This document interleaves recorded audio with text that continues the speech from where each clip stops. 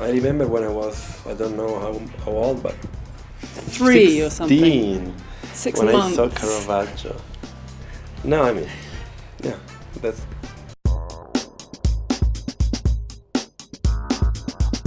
A number of people ask me that question, and I find it very difficult to even think about that question, because that would presuppose that a character existed before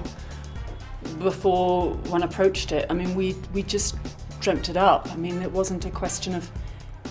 I mean, the film came out of a conversation that we've been having for about 11 years, I would say. I mean, we've been friends for nearly 20, but about 11 years ago, we started talking about a kind of cinema that we were interested in playing with. And about 7 years ago, we started really thinking about this particular story and this particular milieu.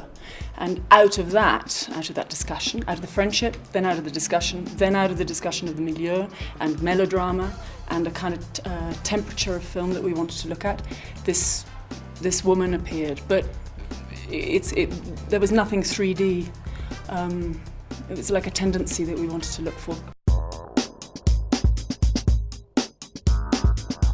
Well, we knew that we wanted to look at melodrama, and we knew that we wanted to look at a kind of landscape that's very often dealt with in novels. I mean, there was a time when it was really dealt with a kind of real proper kind of reverence in film, but that's a long time before melodrama's become a sort of very derogatory term in the cinema.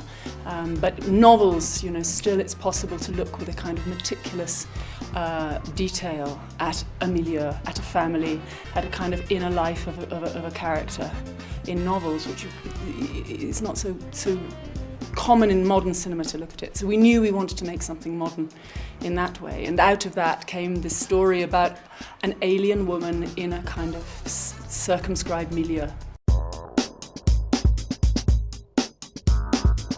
I think that, you know, the idea very early, we talked about the revolution of love and the kind of radical nature of love, and of course to place the revolution of love within a kind of high capitalist environment was something we were very interested in doing.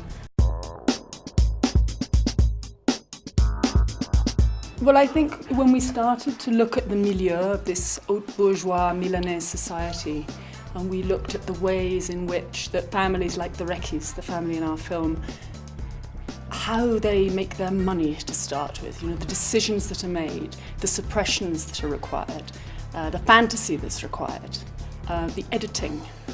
They got a lot to be really discreet about, those families. You know, they made their money. This is not the feudal aristocracy of Visconti's leopard. These are people who made their cash during fascist Italy, and there's something really brutal about that. And for people to live that life in this sort of it is a fantastic world. To live that fantasy and to be in that denial means, you know, you have to cut bits off yourself. And for love, I think that the rule there is to use it as a contractualization thing more than something that recognizes the other. So I think that yes, love can be quite revolutionary when it comes to this kind of environment. I think it's, you know, you work with a different voice all the time. I mean, you know, in recent years I've worked with an American voice which is very often more foreign, or certainly as foreign as working in a different language. It's just, you know, part of the dressing up process.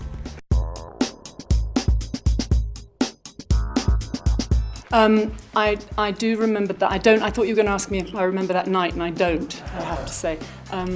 I do remember sitting in a small cafe in Elgin in the north of Scotland with my family, having been 10-pin bowling, and getting a text saying that I was going to have to go to America. And I had a slight drooping of spirit, I have to confess, but that no one should take that personally.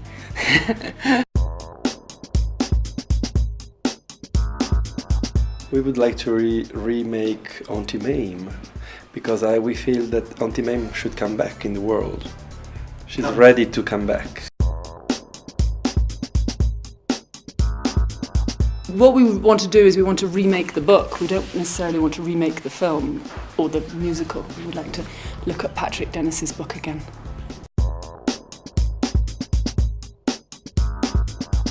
Yeah, there's something, I mean, the book is really pretty hardcore. I mean, there's something very playful about it and very, light-hearted, but at the heart of it, there's, Auntie Mame debunks racism. Every other chapter is about debunking racism or some kind of bigotry. And again, it's, looking at the ways in which rich people find sort of palatable ways of being really mean to each other. Yeah. Well, honestly, the relationship that I have with Luca, the working relationship, is not only satisfying because of what it is, but also because it's for me what I started with. I started making films with one filmmaker, Derek Jarman. I worked for the first 9 years of my filmmaking life with one filmmaker. We made 7 films. That feeling of family and that feeling of continuity and a developing conversation is what I know, and frankly what I like. It's kind of what I'm in it for, to be honest with you. And so, I'm delighted to say that, I have a very profound relationship with another filmmaker. We have 5 films, I think, that are in development right now. I mean, on it goes. That's something that I know the best, and I maybe do the best. I'm not very good at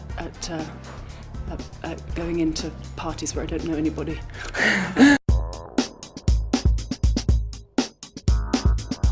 The major differences between the Italian audience and the rest of the world, I would say. I think that from everywhere we were also in Busan, in Marrakesh, in France, the reaction were always very warm and very surprising, but always very into a relation with the movie. In Italy, maybe because it was the first and we had to break the ice, I felt, also because I was still in the middle of the making of the movie, less compelled by the reactions, even though we had fantastic screening there. So I think it's like never that you are not a prophet in your country, you have to come back after a round there. So I'm very curious to see what's going to happen when I'm going to release the movie there in March, because we are going to go to Berlin and